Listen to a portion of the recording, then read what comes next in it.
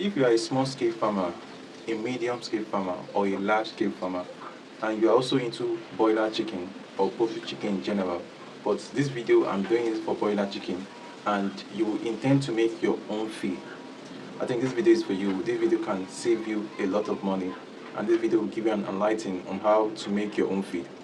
Now, before I start, I'll have to tell you the ingredients that you actually need. I will give you a list of ingredients, and the image of the image of the ingredients will be on your screen, so that you can be able to identify what I'm trying to say. Now, the ingredient that you need to make your own broiler feed, one of them is maize. Maize is one of the prominent carbohydrates or energy ingredients that we use to make animal feed, because it contains a lot of energy, which is required for broiler chicken. The second thing that you need is actually limestone. Sorry, I'm going too far. The second thing that I need is soya beans. So soya beans is in the form of is under protein category, and that will also help in providing protein for your broiler chicken. The third thing you need is actually wheat over. Wheat over is under fiber, and all animals need fiber. Even we itself, we need fiber. In fact, recently it was discovered that beans doesn't have that full nutrient of protein, is under fiber. You can do your research about it. Now the next thing is bone meal. Bone meal is under the category of calcium, and same thing goes to limestone, under the categories of limestone. Now we go for the additives. Additives are things that improve the feed. What are the things that improve the feed? We have premix. All right. If you don't know it, you can go to the market where they sell animal feed and ask them what is premix.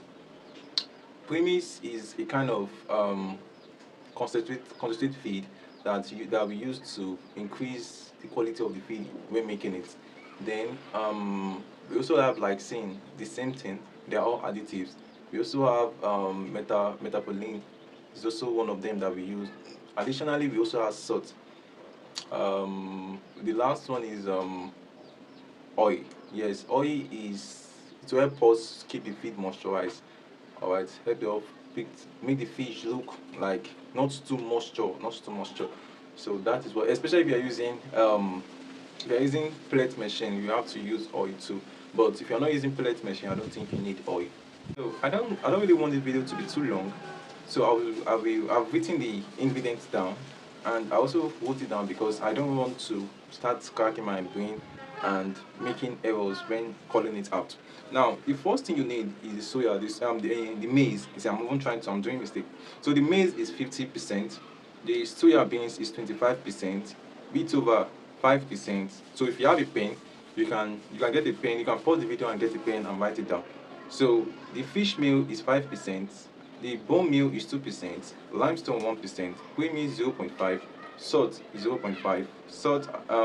Premix 0.5, salt 0.5, lysine 0.3, and the oil 2%.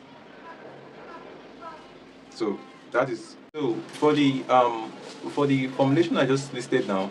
I use 22 to 24 cooked protein because they are starters and they need a lot of protein. Now for the finisher involves more of energy than the protein aspects.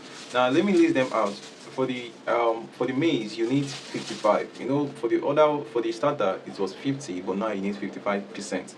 Now for the soya beans, you need 20%. At the other side, at the starter it was 25, but now it has decreased to 20%. So all I want you to note is that there are so many formulas in the world. So, but this one is the default one. So you can decide to expand it to higher level, but note you are dealing with broiler, and if the protein is too much, it will generate fat, and that fat, you know what it means. So wheat over, you need 10%. Fish meal, you need 3%. Bone meal, you need 2%. Limestone, you need 1%. Premix, you need 0.5. Salt, you need 0.5. Metapoline, you need 0.2. Lysine, you need 0.3, and salt, you need 2%. Now for this formula, we use for the food protein is 18 to 20%, and as I said before, we don't need to add a lot of protein because they are already getting big.